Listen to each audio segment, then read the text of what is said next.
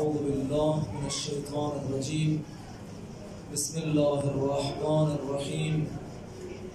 الحمد لله الأول بلا أول كان قبله، والآخر بلا آخر يكون بعده، الذي قصرت عن رؤيته أبصار الناظرين وعجزت عن نعته أوهام الواصفين. ثم الصلاة والسلام على العبد الخالص المؤيد والرسول المسدد المصطفى الأمجد المحمود الأحمد حبيبنا وحبيب إله العالمين أبي القاسم محمد، وعلى أهل بيته الطيبين الطاهرين المعصومين، لا سيما بقية الله في الأراضين. روحي وأرواح العالمين لتراب مقدمه الفداء، واللعنة الدائمة الأبدية على أعدائهم أجمعين من يوم عداوتهم إلى أبد الآبدين. هدیه به ساحت مقدس و مطهر مولامون حضرت ابا عبدالله الحسین علیه السلام صلوات بلندی خط بفرمایید.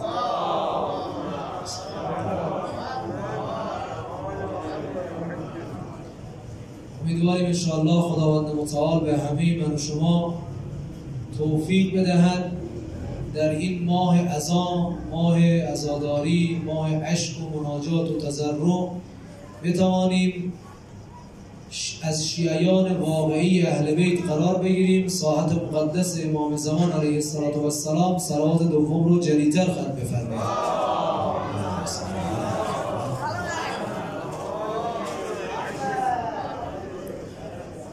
بحثی که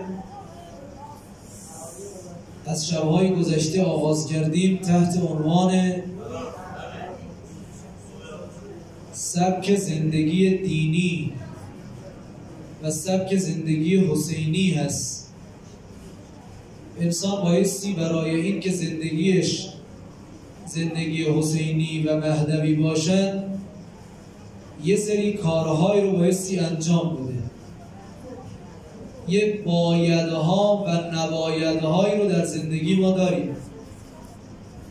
بعضی از نبایدها رو دیشب عرض کردیم که انسان بایستی مواظب دینداریش باشه و اگر مواظب دینداریش نباشه دیگه زندگیش حسینی یا نخواهد بود.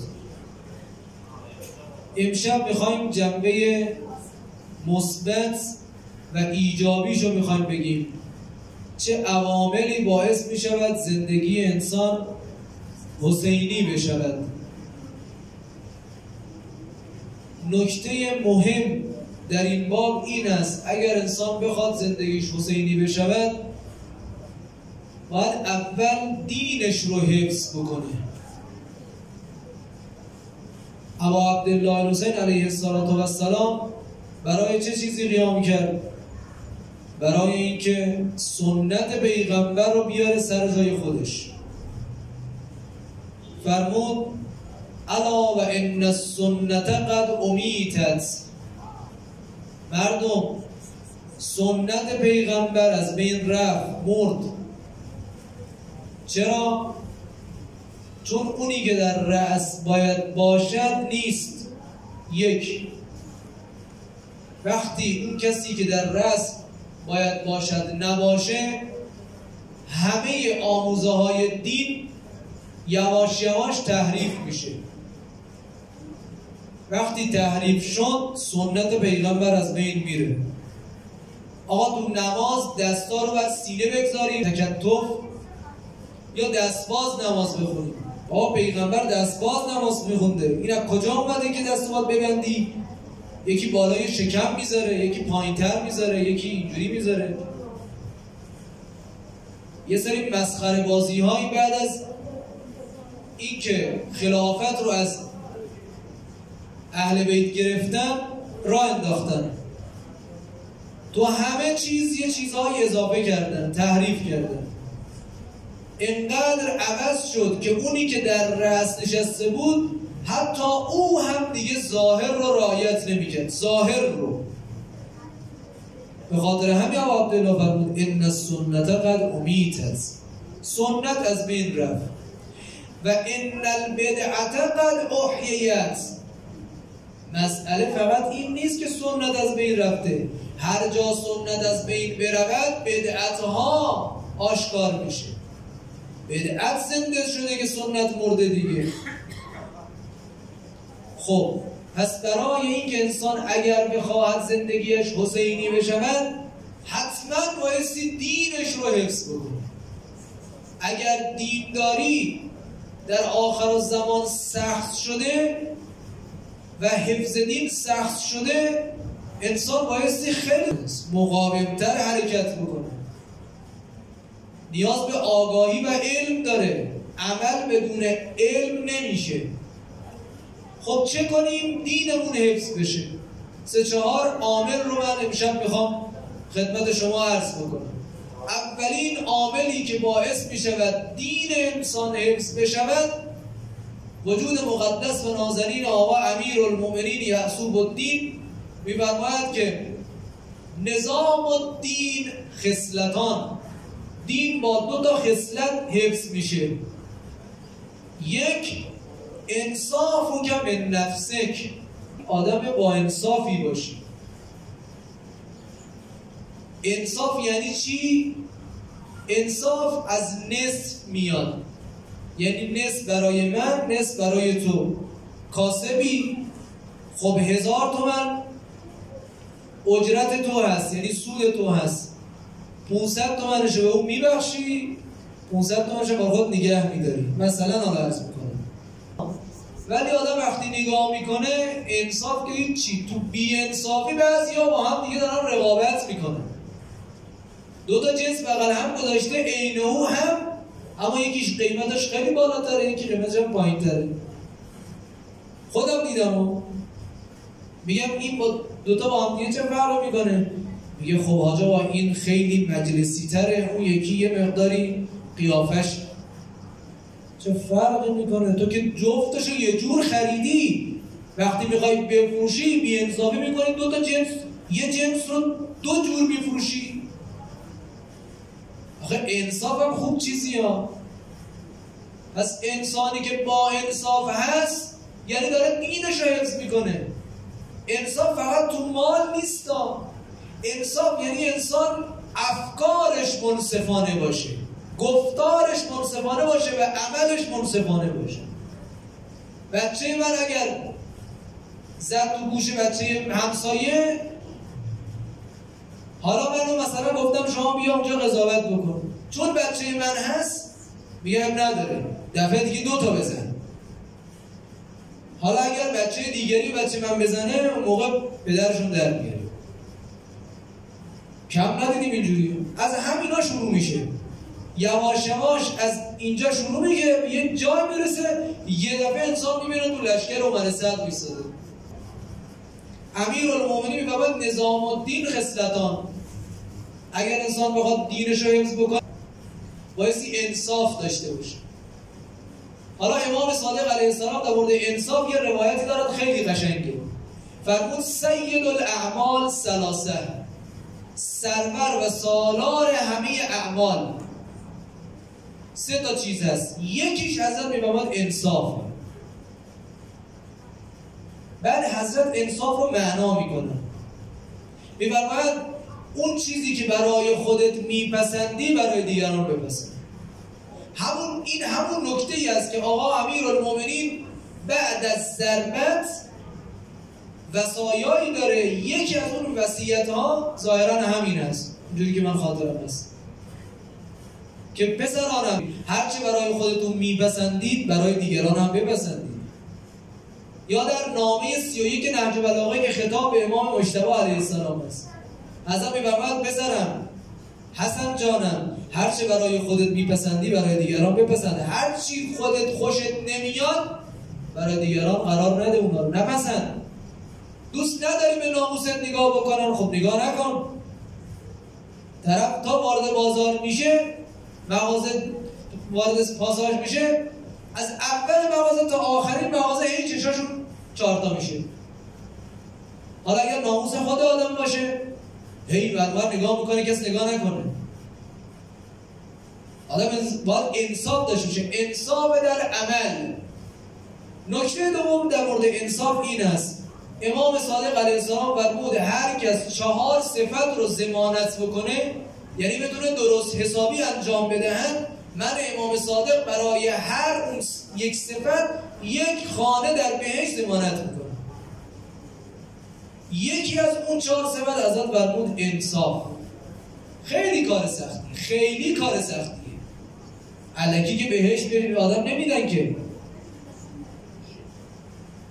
مالک ابن دینار یکی از شخصیت‌های بزرگ تاریخ اسلام است.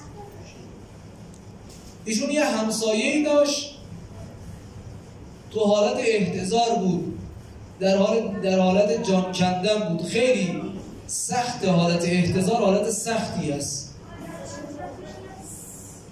این بنده خدا رو مطلع کردن مالک ابن دینار رو که همسایه شما تو حالت احتضار است. اومد به دیدن این همسایه، مالک رو بهش گفت که مالک ببین الان، مالک حال و احوال پرسید و گفت حالت چطوره؟ گفت مالک الان 2 تا کوه پر از آتش و بلند جلوی من سبز شده. ببینید وقتی انسان حالت احتضار برش پیش میاد، دیگه پرده ها کنار میره، دیگه دنیا رو دیگه نمیبینه، آخرت رو داره میبینه. مالک فهمید یه گناهی کرده که الان پاش گیره. بهش گفتن، به اعضای خانواده‌اش گفتن این گناهی چیزی، گناه فاحشی کرده یا گناهی کرده مثلا خیلی آشکار بوده. گفتن بله. این بنده خدا کاسبه، 2 تا پیمانه برای خرید و فروش میگذاره. تو خریدش جور دیگه، تو فروشش جور دیگه، کم و زیاد میذاره. خب وقتی کم و زیاد میذاره، الان این حالت رو میبینه. گفتن آقا این پیمانه ها رو بیارید جلوش آتیش بزنید، این خلاص بشه، از جانش راحت از بدنش خارج بشه. بله اگر انسان واقعا بی انصاف باشه به پاش میگذاره. پس آقا امیرالمومنین فرمود اگر بخوای دینتو حفظ بکنی بایستی با انصاف باشی. این یک. دوم حضرت فرمود و مواسات و اخوانک، اگه میتونی، اگه عدست برمیاد برای دیگران کاری بکن.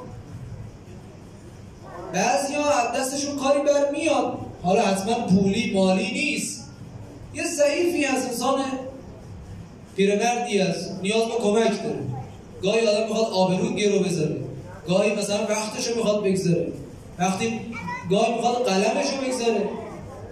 خب همه اینها باعث میشود که وقتی دستگیری میکنه داره دینشو حفظ میکنه. یه جایی که پاش گیر میفته خداوند متعال کمکش میکنه. چون اگر انسان به دیگران کمک بکند، اون جایی که برای خودش مشکلی پیش بیاد خدا دستشو میگیره. خدا که بخیل نیست که. پس رسیدگی به کار دیگران باعث میشود انسان دینش حفظ بشه. داریم چی رو میگیم؟ داریم عوامل حفظ دین رو میگیم که اگر انسان دینش حفظ بشود زندگیش میشه حسینی. این دوم. سومین نکته و سومین عامل حالت سلبی داره. این هستش که اگر انسان بخواد دینش رو حفظ بکنه بایستی با هوای نفسش مبارزه بکنه. یه ترازو رو در نظر بگیرید، 2 کفه ترازو، یه طرفش دینه، طرف مقابلش دنیاست و هوای نفسه. هر طرف که سنگین بشود طرف مقابلش میشه سبک. اگر انسان با هوای نفسش مبارزه بکند دینش حفظ میشه. فرمود رأس الدین مخالفت الهوا. اگر انسان با هوای نفسش مبارزه بکند دینش حفظ میشه. کربلا پر از مثالهایی است که کسایی بودن دینشون رو از دست دادن به خاطر اینکه با هوای نفسشون مبارزه نکردن. عمر صد وقتی بهش وعده حکومت ری رو دادم، ابا عبدالله حسین بهش فرمود که بیا سمت ما، اگر خانه نداری خانه بهت میدیم، اگر مشکلی داری مشکلتو برطرف میکنی. هر چی میخوای بهت میدیم، بیا سمت ما. داخل پرانتز بگم ابا عبدالله دنبال مال دیگران که نیست، که با آدما کار داره، میخواد آدما رو به سمت بهش ببره. این عمر صدر رو گفت که بیا سمت ما بهش رو برات ضمانت میکنیم. آدم چقدر بایستی دور از محضر شما بدبخت باشه، ولی خدا یکی یک دونه عالم و المتر الموتور بگه بیا سمت ما بهش واسه ضمانت میکنیم، او بگه من نمیخوام، من حکومت ری رو میخوام. این یعنی چی؟ اون دل بسته حکومت ری بود. اگر با هوای نفسش مبارزه میکرد، بهشت هم در دنیا هم در آخرت با عبدالله. میدونید هر کس که در دنیا با ابا عبدالله شد، اگه اینجا با ابا عبدالله نشد، دیگه اون بر ابا عبدالله رو نخواهد دید. تنها جایی که انسان میتواند با اهل بیت همراهی بکند همین عالم دنیاست. هیچ عالم دیگه ای نداریم، نه عالم جنین، نه عالم ارواح، نه عالم‌های قبر، نه عالم زر تا دنیا. هیچ عالمی وجود نداره. اگر انسان در این عالم دنیا همراه با اهل بیت شد که شد، نشد اون ور دیگه با اهل بیت کاری نداره. اهل بیت هم مش کاری نداره. پس بدونید سومین عامل این هست که انسان باید با هوای نفسش مبارزه بکنه. مثالهای تاریخیش کم نیست. من یه مثال دیگه بزنم. این مثالی که میگم خیلی عبرت آموز است. یکی دو بارم قبلا گفتم. خلیفه دوم یه پسری داره به نام عبدالله. این عبدالله در زمان آقا امیرالمومنین با حضرت بیعت نکرد. در زمان امام مجتبی هم کناره گرفت، طرف حضرت رو نگرفت. گفت من احتیاط میکنم، نمیدونم کی با حقه، کی بر حقه، معاویه بر حقه یا امام حسن مجتبی. بعد از امام حسن مجتبی علیه السلام هم وقتی ابا عبدالله آمد مکه، اومد به حضرت پیشنهاد کرد. آدم چقدر دور از محضرتون بدبخت باید باشه بیاد به ولی خدا پیشنهاد بکنه. تو چی میفهمی که میخوای به ولی خدا پیشنهاد بکنی؟ او که همه عالم دستشه، میدونه داره چه کار میکنه. بیا آقا این کارو بکنید، این کارو بکنید. دینداری میخواد به حضرت یاد بده. حضرت نصیحتش کرد. بعد تو کربلا هم نیامد طرف حضرت رو بگیره. بعد از کربلا هم با هیچ کس از اهل بیت بیعت نکرد. همین عبدالله ابن عمر زمان عبدالملک مروان، بعد از یزید، زمان عبدالملک مروان که در کوفه حجاج ابن یوسف ثقفی ملعون وقتی حکومت میکرد آمد کوفه. این عبدالله آمد کوفه. شب هنگام در شب زمستانی سردی اومد در خانه حجاج در زد. خادم حجاج اومد بیرون، گفت چی کار داری؟ گفت میخوام جناب خلیفه رو ببینم. چی کار داری یارا؟ کارت چیه؟ گفت خیلی کار ضروریه. فیلمور. گفت برو فردا بیا.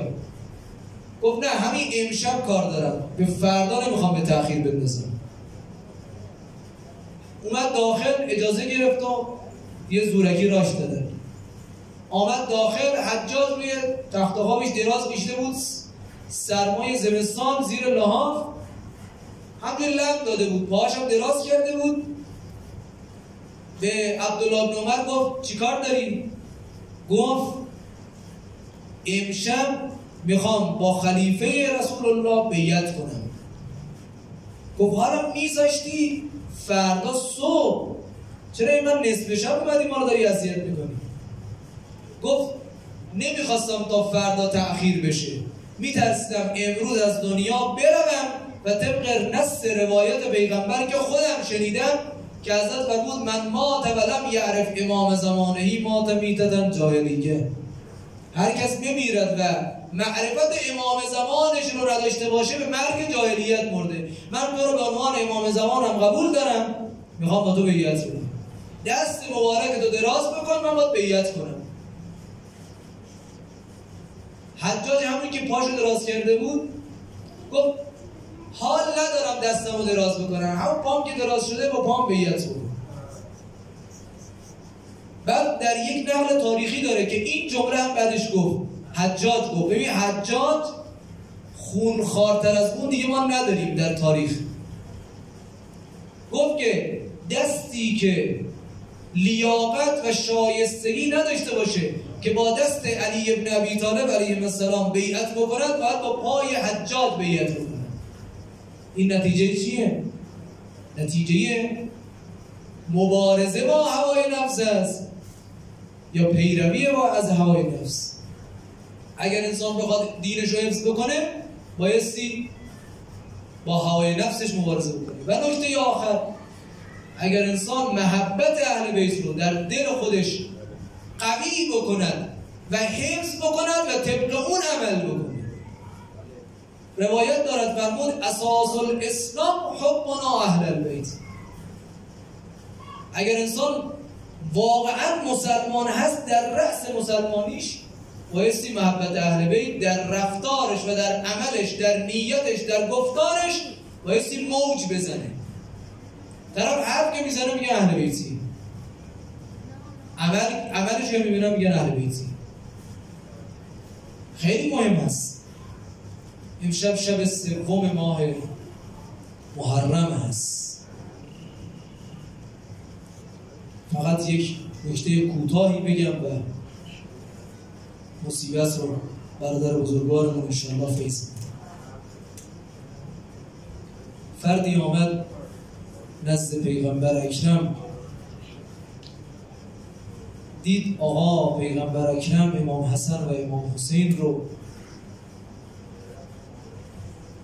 در آغوش گرفته میبوسد، با اونها بازی میکند. بعد عرض کرد یا رسول الله، خداوند متعال 10 فرزند به من داده، اما یکیشونم تا حالا یک بار هم نبوسیدم. حضرت بهش فرمود من لا یرحم لا یرحم، کسی که به دیگران رحم نکنه مورد رحمت الهی واقع نمیشه. بوسیدن فرزند از رحمتهای خداوند متعال است. گاهی پیغمبر هنگام خطبه بر روی منبر بود، امام حسن و امام حسین که می آمدن وارد مسجد می شدن، پیغمبر خطبه‌ش رو قطع می کرد، از منبر می آمد پایین، اونها رو در آغوش می گرفت، بر روی زانوهانشون می نشوند، اونها رو غرق در بوسه می کرد. السلام علیک یا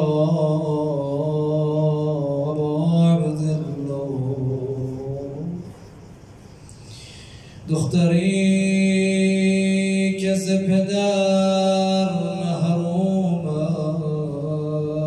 است، همه شب غم زده و مغموم است، از غم هجر پدر می سوزد، دیده بر راه پدر می دوزد. منزلم گوشه ویرانه شده، همدمم سینه بیگانه شده. یا ابا عبدالله آجرک الله فی مصیبتک